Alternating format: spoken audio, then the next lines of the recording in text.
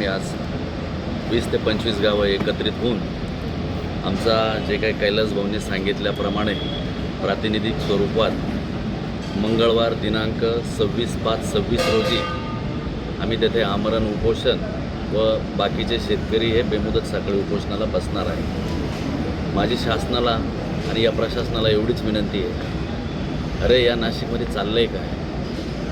घरात कुंभमेळा झाला, म्हाडा घोटाळा झाला, लँड जिहाद झाला, लव जिहाद झाला, लैंगिक शोषण झालं, याबाबत तुम्हाला कोणी विरोधी पक्ष नाही ठेवला तुम्हाला विचारायला। आणि आज तुम्ही ज्या म्हणजे नाशिकमध्ये जे भूमाफिया करत आले आहेत, बऱ्याच प्रकारचे गुन्हे झाले, त्याप्रमाणे ज्याप्रमाणे शेतकऱ्यांना यांनी संपवण्याचं काम केलं आहे, त्याच्याही पेक्षा भयानक कृती हे प्रशासन करून या ज्या बाधित शेतकऱ्यांवर अन्याय करत आहे, ही फार खेदाची बाब आहे। आणि आम्ही रामकुंड हे याच्यामुळंच निवडलं की ही रामाची भूमी आहे आणि या रामाच्या भूमीत काय चाललं आहे? अरे तुम्ही अशा पद्धतीने प्रशासन चालवताय, 7 किलोमीटरला तुम्ही रेट देणार नाही, इकडं गवळाणा रोडला तुम्ही किती भाव देताय, त्याच्यानंतर बेळगावला गेला तुम्ही काय अकाउंटवर पैसे पण ट्रान्सफर करून दिले, जे देत आहे त्याच्याबद्दल आमचं दुमत नाही। अरे पण ही भावाची तफावत का?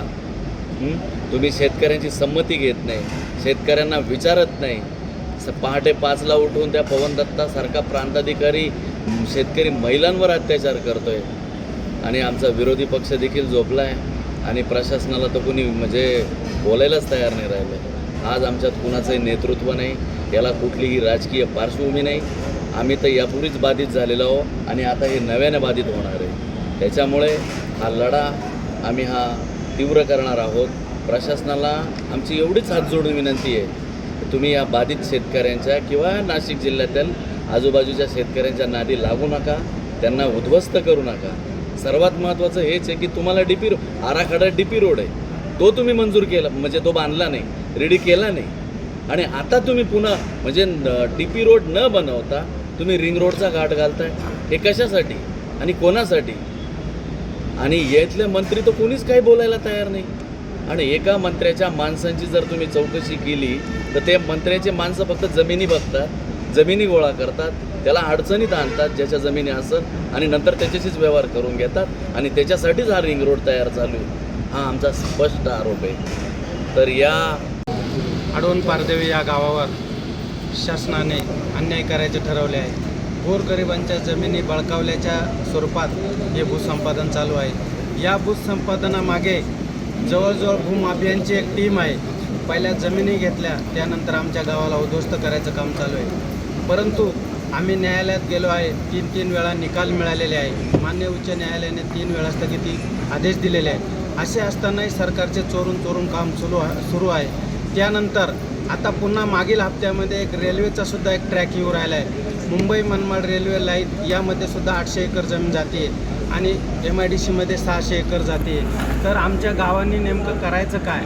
तर मला नुकतंच कळलं की 2014 साली शासनाने एक गॅजेट काढलेलं आहे की आमची जी ग्रामपंचायत आहे त्रिंगलवाडी ग्रामपंचायत, त्यामध्ये पारदेवी आडवण हे एकमेकाला लागून गावं येतात। तर आमचे गाव इको सेन्सिटिव्ह झोनमध्ये आहे की 12 जिल्ह्यांमध्ये जवळजवळ 12 जिल्ह्यांमध्ये 1200 तालुके, त्यामध्ये 2200 गावं आहे। त्यामध्ये इगतपुरी तालुक्यातील 6 गावं येतात इको सेन्सिटिव्ह झोनमध्ये, त्यामध्ये आमचं एक गाव येतं आहे। तर अशा इको सेन्सिटिव्ह गावामध्ये सुद्धा हे लोक संपादनाचा घाट घालत आहे। तर त्या GR असा सांगतोय की या गावातच नाही तर या गावच्या 1 किलोमीटर अंतरावर सुद्धा कुठलाही प्रोजेक्ट होऊ शकत नाही। अशा प्रकारच्या गोष्टी असताना सुद्धा हे शासन भूमाफियांच्या मागे लागून आमच्यावर घाट घालत आहे।